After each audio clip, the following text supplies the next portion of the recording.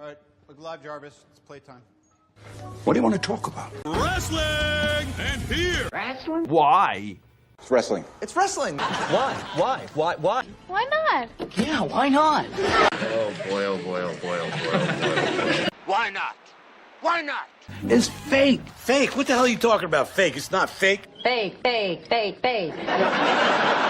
Wrestling's not fake! Okay, wrestling.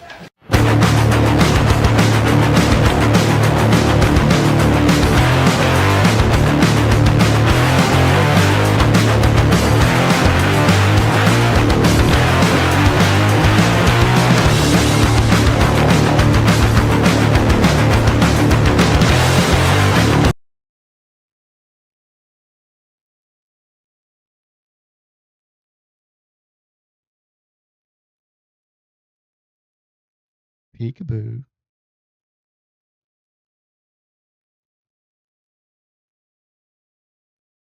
Peekaboo. I can't see nobody. Hold on one second, folks. Son of a bee sting.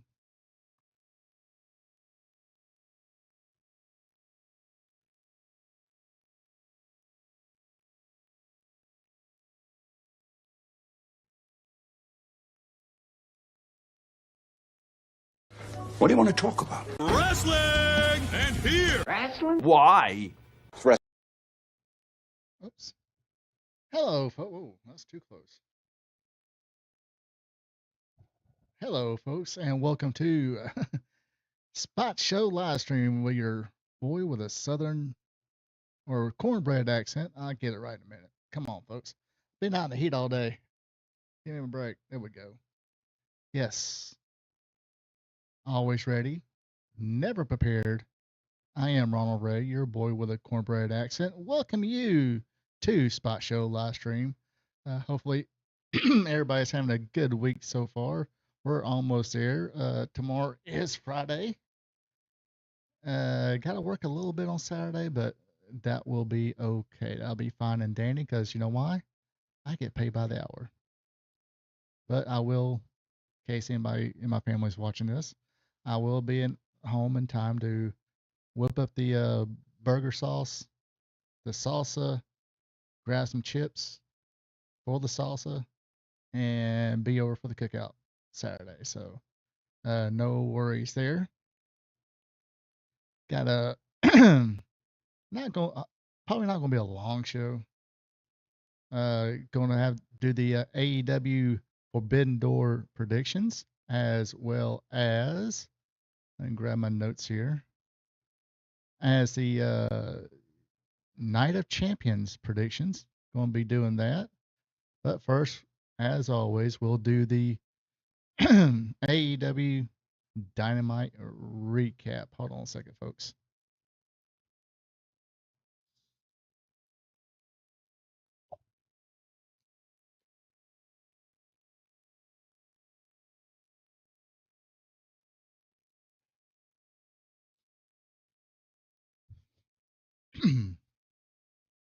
Yeah, I've been around a lot of organic material today again. So it's even though I took the Zyrtec, the allergy medicine and everything, it still kind of acts up with me a little bit. But let's start off with this week's AEW Dynamite. Get right to it here. Boom. Hey, don't forget to push the record button. Hello, ladies and gentlemen. Ronald Ray here, your boy with a cornbread accent. Welcome you to AEW Dynamite Recap. This week's Dynamite took place at the Rio Rancho Event Center in Rio Rancho, New Mexico. Not to be confused with Old Mexico or Future Mexico or down the road Mexico. Anyway, of course, this is the final stop or the final Dynamite before this Saturday or this Sunday, excuse me, Forbidden Door pay-per-view that will take place at the SAP Center in San Jose, California. Of course, you know they both WWE and AEW have ran events there, pay-per-views and everything. So I say that because they used to be a little sensitive about that. They would have contracts with buildings say, hey, if we run here, you can't run here. So I guess they quit doing that as far as I know. Anyway, first match of the night is Wheeler Yuta, Claudio Castagnoli, and John Moxley, the Death Riders, going up against Brody King, Bandito, and Mystico. I hope, yep, still calls himself Mystico. Finish went like this. King close eye Moxley, picked him up for another Gonzo bomb, but Maria Shafir distracted him by getting on the apron. Uh, Casanova was able to come in and crack King across back of the neck and head with the AEW Continental Championship belt. Moxley pinned King for the win. So, big win for the Death Riders. Of course, they had the loss last week against Bandito and Brody King. So, guess they had to get their win back.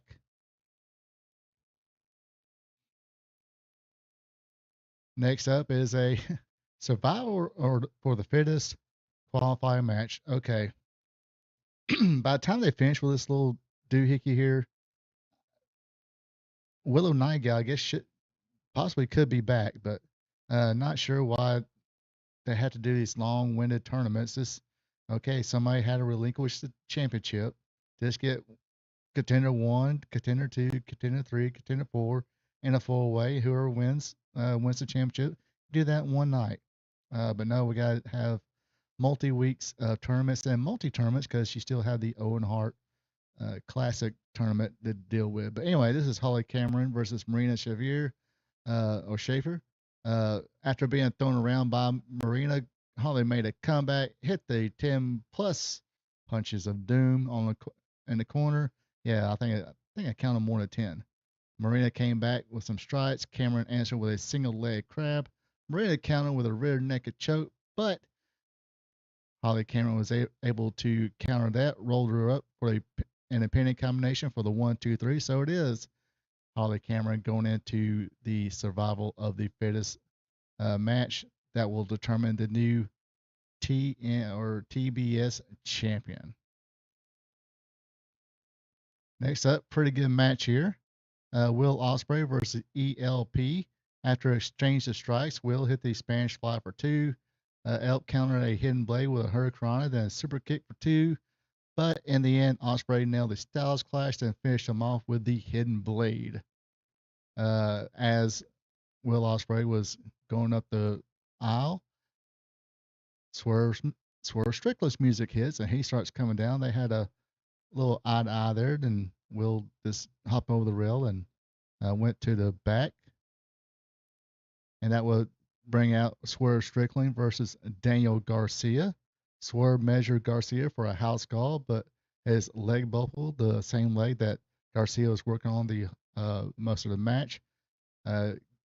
Garcia would get a 2 count after he also hits a Styles Clash. Hey, he's not using it right now, so might as well. Swerve hit the house call, but only got a 2 count out of it. But he would finish Garcia off with the hidden blade. Swerve looked to snap the arm until Ospreay came in, made the save. He and Strickland throw hands. Will got tripped by Nano as he was going for the hidden blade. Winds up eating the house call himself. Strickland was setting Will up for the vertebreaker, but Garcia saved Will from that, only to receive the vertebreaker himself from Swerve Strickland. Will Ospreay came back. Swerve ran off and called for medical assistance for Daniel Garcia. After that, Jungle Boy Jack Perry went up against Zack Sabre Jr. Zack, hey, like the commentary said, put on a clinic as far as technical wrestling. I forgot who it was. It was one of the commentators? Was it Excalibur? I should have put it in my notes, but shouldn't be insulting your fans on thing, calling them dumb. I'm pretty sure they appreciated the technical prowess of Zack Saber. They just wasn't that vocal about it. Kind of like Japan is, and that was being New Japan Pro Wrestling for you guys. But yeah, basically he said, I think it was Excalibur or Taz, one of them said putting on a scientific match in front of the New Mexico crowd. It's like, I don't know, I forgot the right word, but kind of made it say they wouldn't. It was they wouldn't understand it because they're not smart enough or appreciative enough, whatever. But anyway, Jungle Boy got some shine. Didn't get a lot of shine, which way it should have been because it is Zack Sabre going against Kenny Omega at the pay per view. Is supposed to highlight Zack Sabre, and that's what did. Zack won with a kind of pretty much tied him up. Had a had his leg in a move, then grabbed the arm, just tied the leg and the arm up and the head up, all tied up. Only thing Zack or Jungle Boy could have done was say, "I give, Uncle, I concede, get this fucker off of me." Uh, but yeah, that's how Zack Sabre won, and that will bring out the next match: TMDK versus the Young Bucks. Uh, quick by the numbers tag match. The babyface Bucks shine. TMK then put a whooping on Matt until he got a hot tag to Nick. Super kick party. Then they ended it with a Meltzer driver. They look like that's going after the match. TMDK jumped on the Young Bucks with the help of Zack Sabre, but Jungle Boy and Kenny Omega came out for the save. And oh my gosh, probably the best match. Oh, what happened? I forgot it. Forgot a slide. Sorry about that. Sorry about probably one of the best matches of the night was Red Velvet versus Queen Aminata. Why aren't these two ladies on the main roster on Dynamite going for either the TV, which this was a qualifier match, but that's beside the point. Red Velvet, I think, is the Ring of Honor Women's Television North American Continental whatever champion. And Ring of Honor. And Queen Amanana, she competes sometimes. I think she's had some neck and back injuries, what they talked about a little bit. But these two ladies should be. They had a way better, more of a fluid match than Marina and Harley did. Uh, had actually more fluid and better match than probably most of the roster. But anyway, uh, Queen moves on to the Survivor to the Fittest next week with a running knee, getting the pin on the Ring of Honor Women's Continental Television whatever champion she is. And that brings us to the main event of the night. It is Ricochet going up against Konosuke Takeshita for the International Championship. Good match here. Ricochet hit the Rico Salt for two. Takeshita answered with a knee strike, then finished him off with the Falcon Arrow. I forgot what they named it on the show, but that's what they. That's why I'm calling. That's why I've always seen it called it, or seen that move called the Falcon Arrow. Made famous by Hayabusa, rest in peace. Then after the match, Mark Briscoe came out, hyped up the match. Then, of course, you know what happens in a big brawl ensues, but Mark Briscoe was able to get MJF with the J Driller as we went off the air. And that does it for this week's AEW Dynamite recap.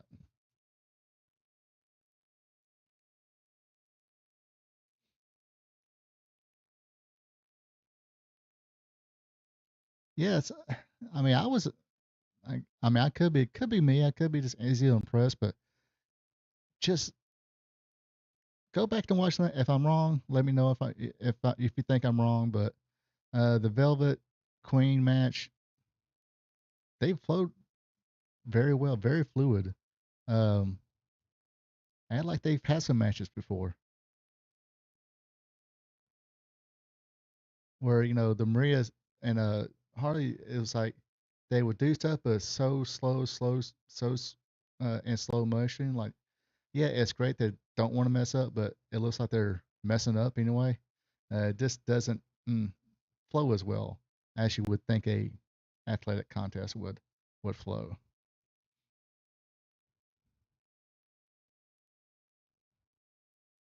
All right.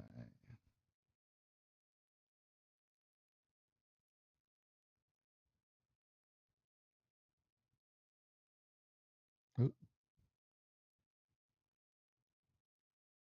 I call it Dabamite. Dabamite. AEW Dabamite. It's dynamite. Let's see. What was yesterday? 24th?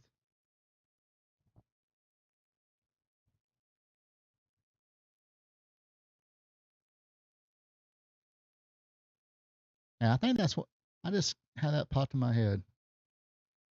By the way, I don't remind you people enough, but let me go ahead and remind you people again that one of the most overrated TV shows in the history of TV shows is the Big Bang Theory. So I think I'm going to start when I do the recaps for AEW Dynamite.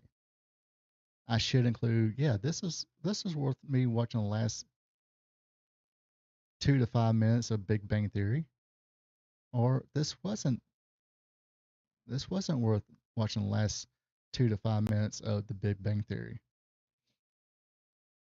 This one, not really. It was okay. It's just you got the Owen Hart thing going on, the Owen Hart tournament going on, and you got the tournament for the TBS Championship. I'm pretty sure they're gonna have I would imagine another Continental. Well, didn't they already have the Continental Classic? Is that already passed by? Let's hope so. But yeah, I just a little too much. You know what I'm saying? In my opinion, of course, just my opinion. Just my humble opinion. Yeah, this you don't need this drawn out tournament every time a championship gets vacant. Just you know who you top 4 contenders should be. Just put them in a ring for that championship and have a quick 4-way, in the main event of one of your Dynamites or Raws or SmackDowns or whatever. Then be on with it. In fact, I think I'm just tournament out. So let me go ahead and digress a little bit. So I usually do a WrestleMania recap or classic wrestling reminiscing of WrestleMania, and I didn't do this year because this year would have been WrestleMania 4, and I think I pretty much avoided that because I am so between the WWE and all their tournaments, and then AEW with 15 tournaments every quarter, year, every quarter of every year, every season of every year. Uh, I was just outed. And WrestleMania 4 is, of course, was a one-night tournament, one night, folks, one-night tournament, uh, to determine a undisputed WWF World Heavyweight Champion. I will get to it, but I think at the time I just kind of avoided it because I didn't want to sit there and watch a tournament. But so that's my bad. Maybe I'll get to it this weekend and put it out for you next week. Says I probably won't be doing too many videos next week. And yes, I've fully decided no live streams next week. It will be I might do a recap of AEW and WWE maybe. I don't know yet. Might just have like a not really a week off because you know this is a hobby. I'm not getting paid for it, so just do my little work week, then have my 3 days of complete silence. I think I'm going to cut off my phone. I haven't decided yet. But anyway, that's that. Since we're on the subject of AEW, let's go ahead and do a predictions for Forbidden Door. So you got all the promotions right there: AEW, New Japan Pro Wrestling, CMLL, and Stardom. Whoop de fucking do. It's not gonna draw a dime, not a dime. No, I'm pretty sure they. I look at attendance ship. I'm pretty sure they're close to sold out. So let's get to it. It is a. Let me go ahead take a bite on this one too. So yeah, this the Forbidden Door prediction show. This year's Forbidden Door takes place at the SAP Center in San Jose, California. Isn't Bailey from San Jose, California? I think so. At least that's what the announcer says. And this is the matches I know of right now. I ain't heard any more matches announced. Of course, this is almost 8:30 on Thursday night. So here it is. And the buy-in or the 0 hour, what are they calling this? The buy-in. There we go, right in my face. You got the Divine Dominion, Mega Bane, and Lena Cross defending the AEW Women's World Tag Team Championship against Thunder Rosa and Olympia. Easy picking them on this one. I picked Divine Dominion winning this one. I'm pretty sure they might have Boom Boom AJ where the heck it. If they're in a match, they might win. Don't matter who it is. But anyway, let's see. And on the main show for the AEW World Tag Team Championships, the champions Adam Copeland and Christian Cage will take on the dogs David Finlay and Clark Connors. It is kind of soon, but why not? Let's go ahead and make the title change right now. The dogs, David Finlay and Clark Connors wins this one. Maybe do another rematch with Copeland and Cage, or they might exchange the titles a couple times and freshen the dogs up for the Young Bucks. Speaking of the Young Bucks, great segue there. It is the Young Bucks, Matt and Nick Jackson versus L Sky Team, Mystico and Mascara Dorada.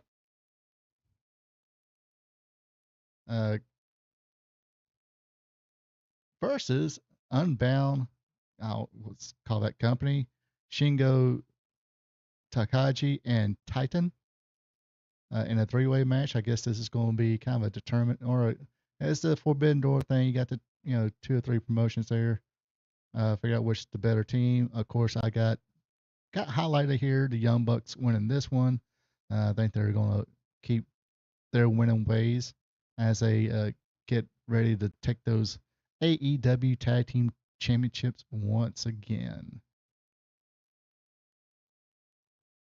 Next up for the AEW Continental Championship, Jon Moxley, the champion, defending against Bandito. I'm thinking Moxley's going to win this one. Let's see, are they going to make him tap? That might just do the Death Rider Butterfly DDT and win it that way. Well, no, he did tap to Salt of the Earth, didn't he? Anyway, it should be a decent match. Bandito will look good. Jon Moxley will look good. But Jon Moxley will win this one. Next up, for the IWGP Global Heavyweight Championship, it is Shota Umino versus Pac. Shota is going to win that one. For the AEW Women's World Championship, Tekla defends against the Starlight Kid. I got Tekla winning this one. Tekla, I do believe, or Starlight Kid, I think it's Big Star and Stardom. I really don't know. Let me know her little history. Let me know how good she is. And if you think this is going to be a pretty good matchup, but a little bit of, Tekla's a little salty about getting fired from Stardom, so she wants her revenge, and I think she'll get this one and keep her championship. Next up, in the women's Owen Hart Cup final is Mercedes Moné versus Maya World. Like I said last week, it's a sweet thing they're doing for this young lady, but time to get back to earth, and Mercedes Moné will win this one and go on to All In to face, I would imagine, Tekla or whoever the AEW Women's Champion is when All In happens. All right. This one is kind of a toss up right here. Uh, Kenny Omega versus Zack Sabre Jr. I do got Zack Sabre highlighted, but wouldn't surprise me if Kenny Omega wins. But as for right now, I think Zack Sabre, because he is kind of a New Japan guy, but the AEW guy. So I guess he's going to do the favor for Zack Sabre, that way he can go back to New Japan saying he defeated Kenny Omega at his own company's pay-per-view. Or I don't know. Or Kenny might win this one. Then when Kenny goes back to Japan, returns the favor to Zack Sabre. However it might work. They both make sense to me. Does it make sense to y'all? All right. And the men's Owen Hart Cup final, it'll be Will Ospreay versus Swerve Strickland. Of course, the winner of this will face AEW World Champion. I imagine it'll be MJF at All In. And I had this highlighted since day one. Will Ospreay will win this one and go on to face MJF, I will believe. Don't think they will have Mark Briscoe win it. Can't be doing it too many of these feel good story type deals where your world championship just to trying to pop a rating. It'll go old pretty quickly. But it wouldn't be a problem for Will Ospreay to win the world championship in his home country and your biggest pay-per-view of the year. So Will Ospreay, I'm predicting will win the Owen Hart Cup final and go on to win the AEW championship at All In. Speaking of what I was just talking about, in a steel cage match, Team Briscoe, Mark Briscoe, Orange Cassidy, Roderick Strong, Kyle O'Reilly, Kensuke Takeshita, and Darby Allin take on MJF and the Don Callis family, Kevin Knight, Kyle Fletcher, Jack Doyle, Kazuchika Okada, and Andrade El Idolo. I think Mark Briscoe's team probably will win this one. He'll get his chance maybe on a Dynamite, and then MJF will prevail on that one. And that does it for the prediction for Forbidden Door.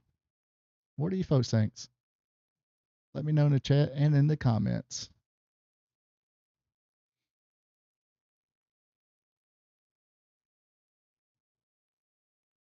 Go ahead and label this too.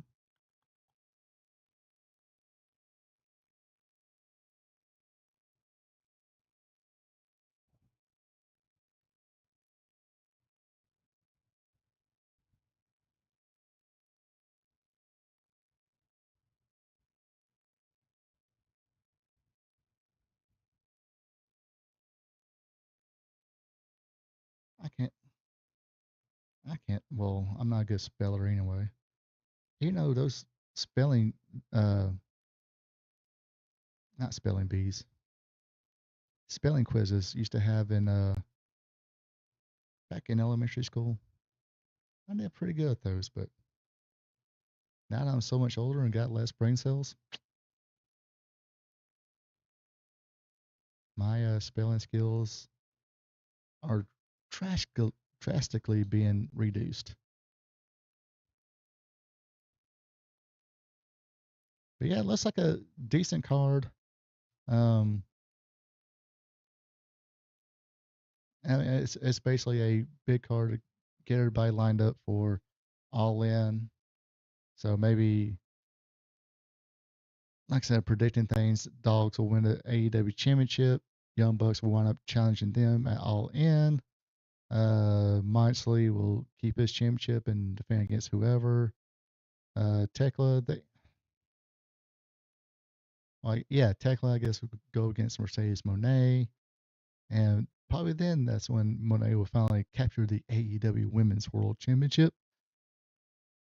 I mean, you're paying a lot of money for these people, or at least that's where you kind of let on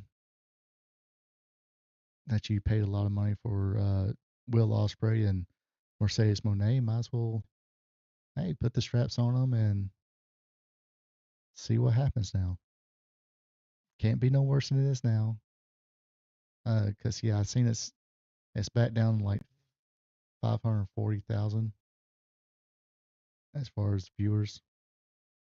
Uh, and what month or two ago it was in the 700s. So, and I was listening to another podcast.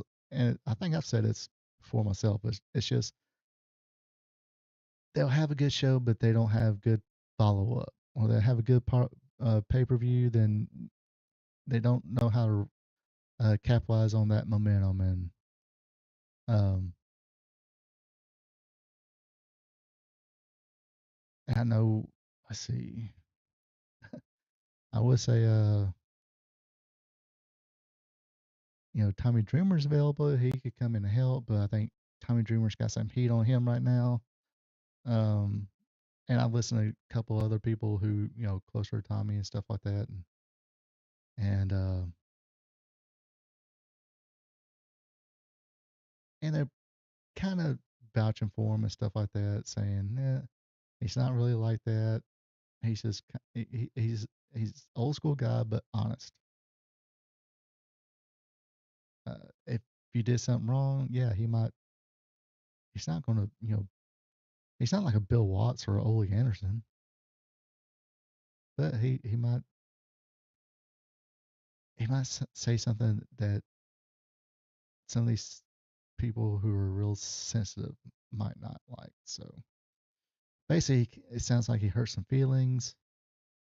And I think one of the girls was in a situation where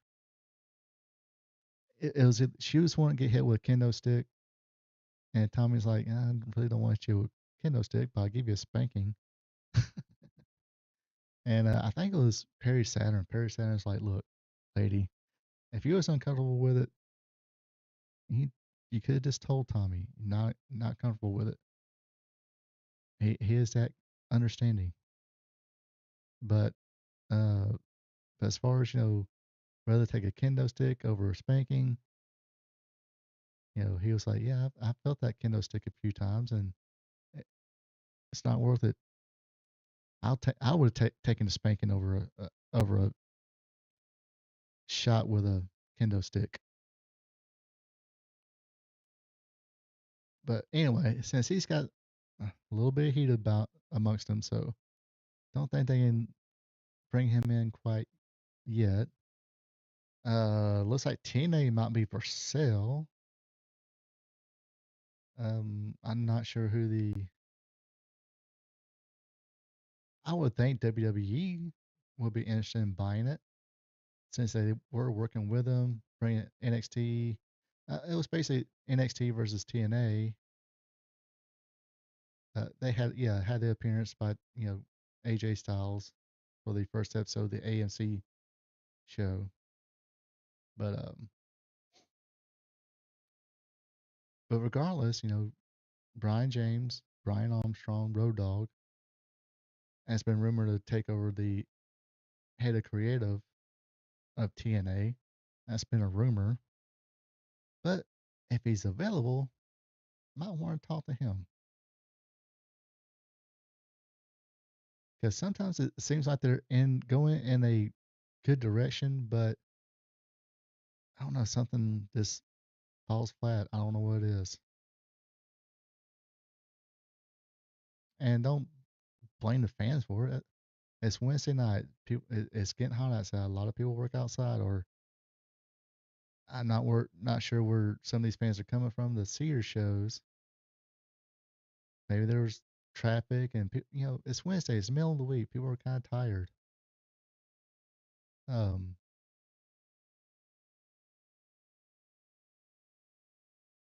or you're not getting them a product worth hooping and hollering about. I mean, I'll tell you right now, half of these matches from last night, Dynamite, I wasn't paying attention to. I had a feel I knew when the finish was coming and kind of watched the finish, and that's it. I mean, I watched the first sequence because it's kind of by the numbers. Go in, throw hands, no sell strikes.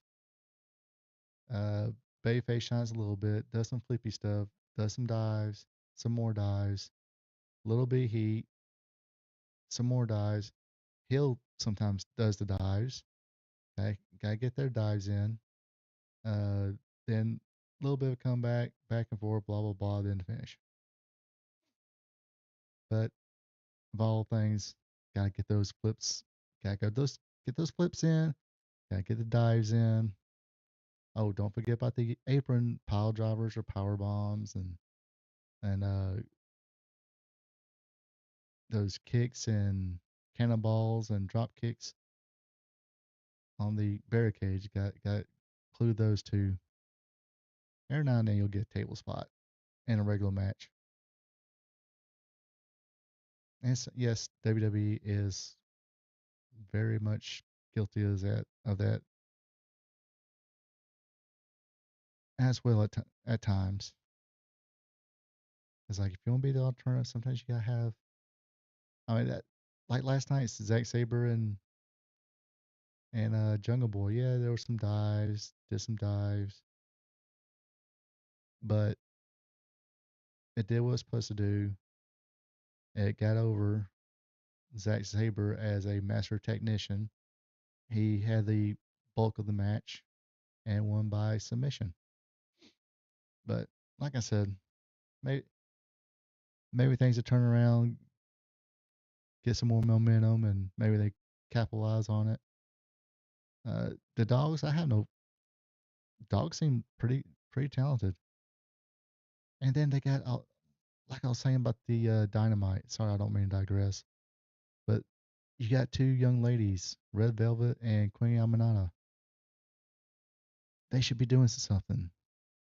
Okay, let me go ahead and give somebody credit that he don't get enough credit for.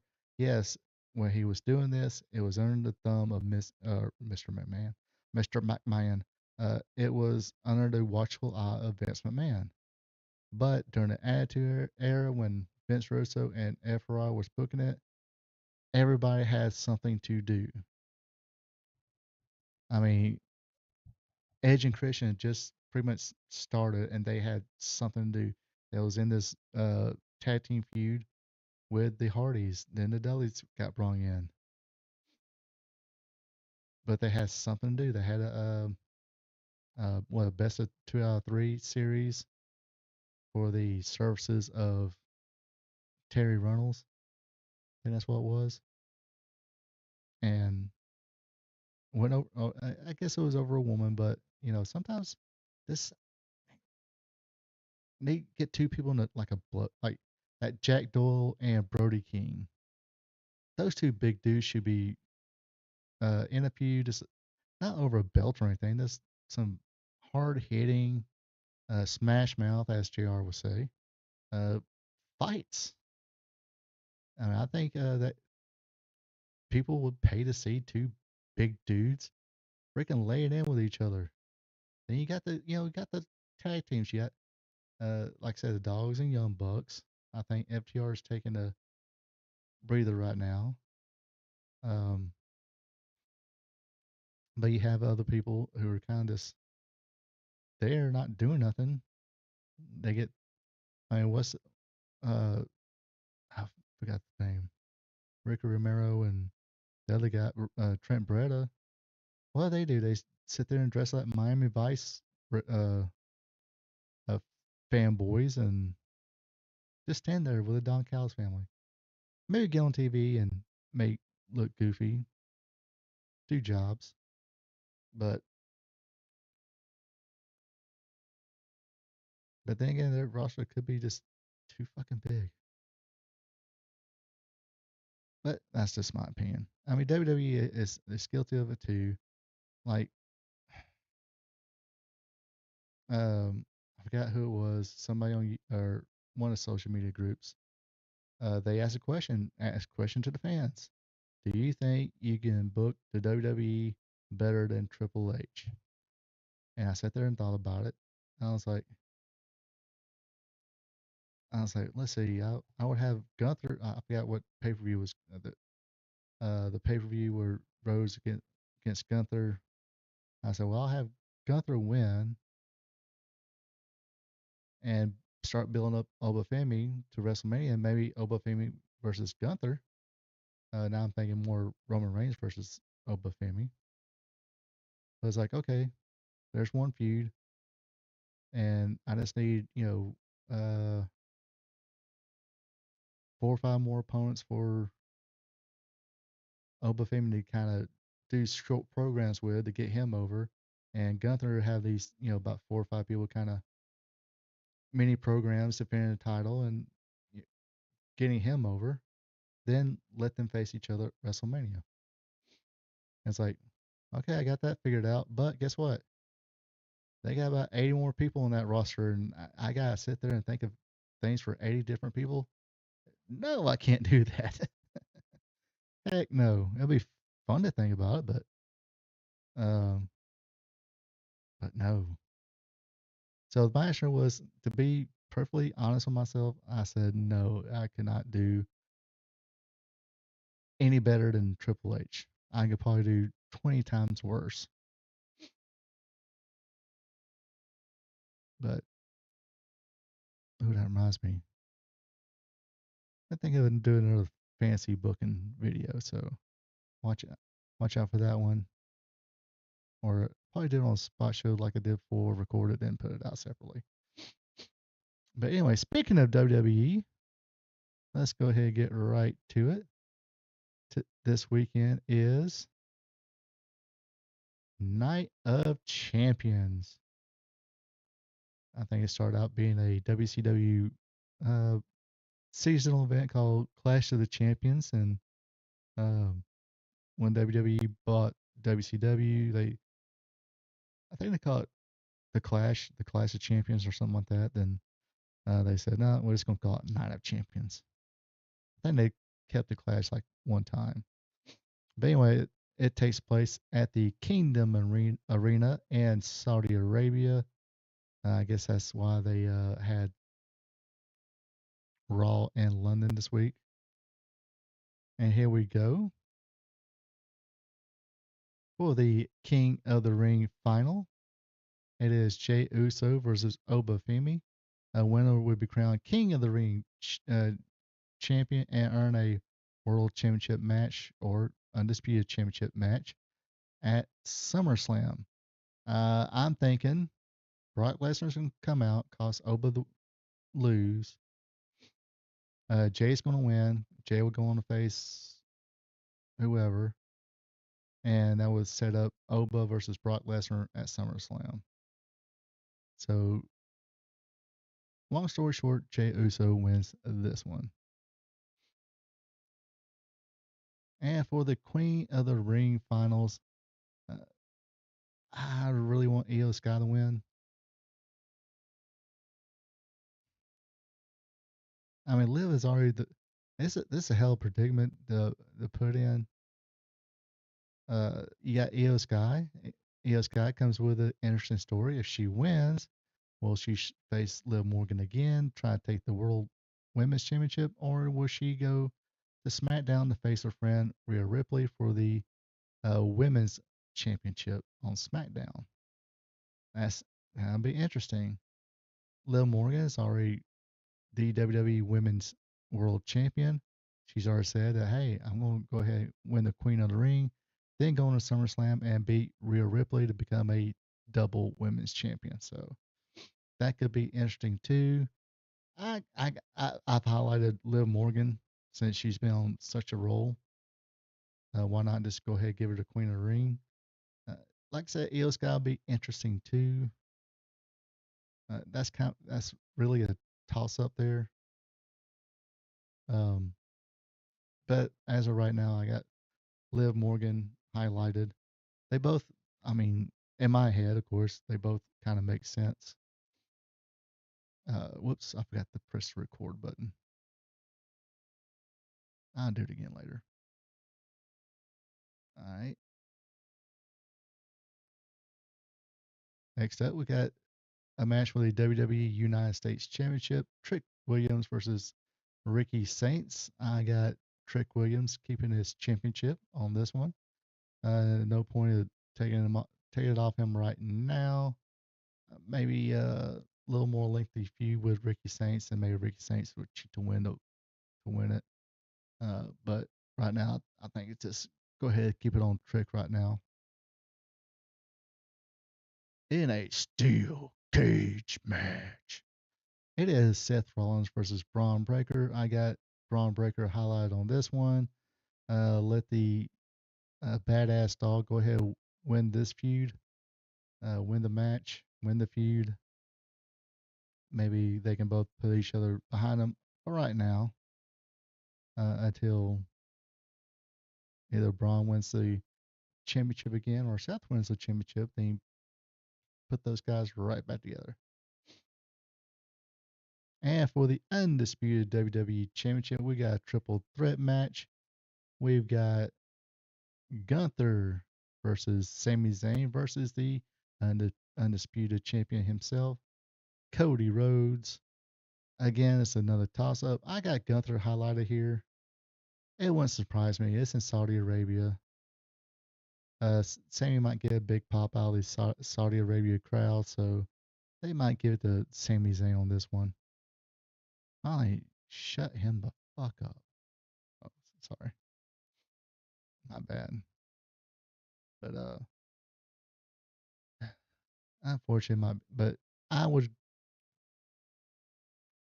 You got whoever wins this match will probably be going on unless they do another match where Cody wins it back on SmackDown or something like that.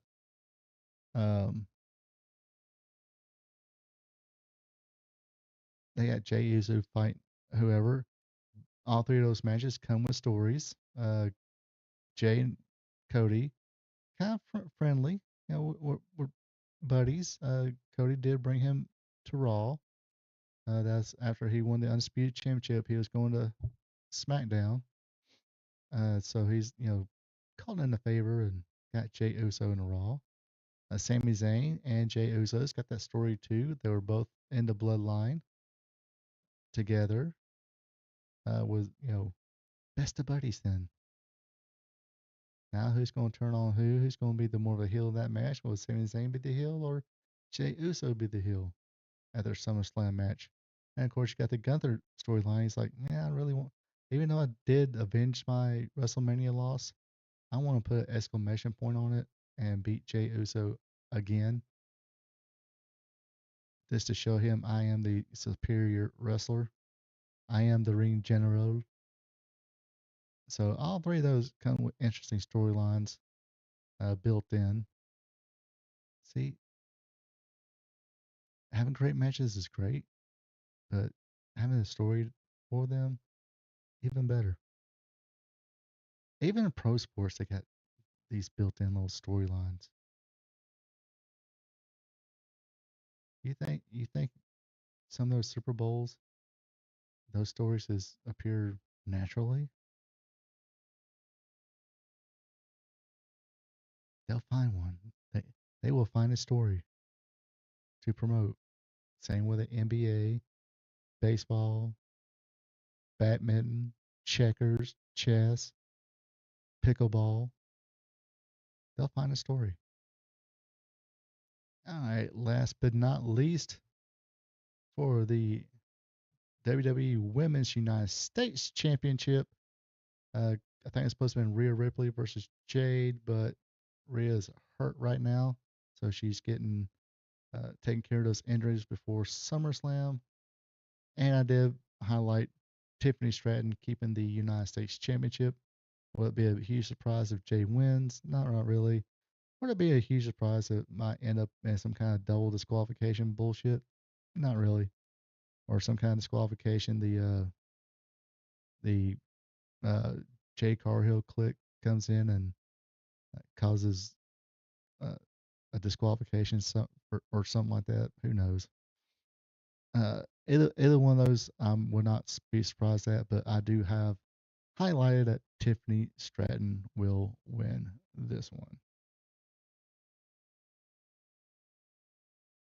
And that's about all I got for this evening.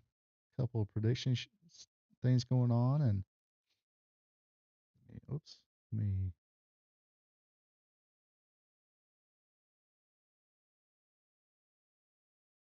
There we go. But yeah, that's about all I got for this evening. Like I said, it's going to keep it kind of short. Get a little more work done on other things. Oh yeah, let me go ahead and do this. Tomorrow night, yes, tomorrow night I will still be doing Wrestling Gold Friday night and have a very special episode. It's just going to be a watch along, and that watch along will be blow it up for y'all. It will be the Great American Bash 1985. You're going to have Man MTA versus Kamala. You got Ric Flair versus Nikita Koloff. The Russians versus the Road Warriors. And I think the main event of that is Dusty Rhodes, Tully Blanchard in a cage for the NWA World Heavyweight Championship. Why are you just having this one watch along or just a watch along? Well, the event is going to be about 2 hours. I think a little more than that. So going to go ahead and skip the today in wrestling history part. Going to start 8 o'clock sharp and do this watch along. And I figured last year, this time I kind of jumped ahead big time. I did Great American Bash 1986, and that reason I did it last year was it fell along with the same date that Dusty Rhodes won his third and final NWA World Heavyweight Championship. So I did a watch along of that full event. And I was like, hey, let's go backwards. Let's take a look at 1985. YouTube, do you have 1985 available? And YouTube said, yes, it's under the WWE Vault. So, yes, the Great American Bash 1985 is here. And what was it? Was it the Lord of the Rings VHS tape that had the 85 Great American Bash? But I don't think it had the full matches on each one of them. I'll look at that and I'll look it up again tomorrow, and then let y'all know the answer to that. But yes, Wrestling Gold Friday night, tomorrow night, 8 p.m. Eastern.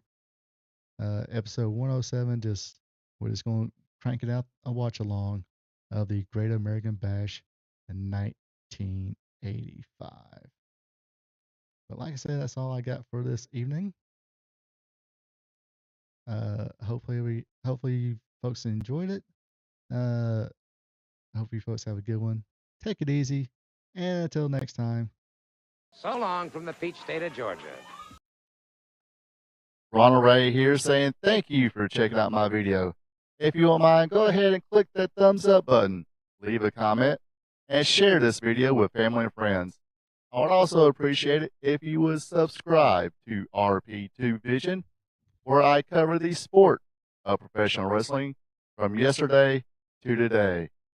Now don't forget to click the notification bell as well, so you'll be notified when my other weekly content is available, like Wrestling Trivia Tuesday, WWE Raw Recap, and AEW Dynamite recap.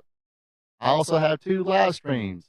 Every Thursday at 8 p.m., it's Spot Show live stream, where I discuss the latest news in professional wrestling.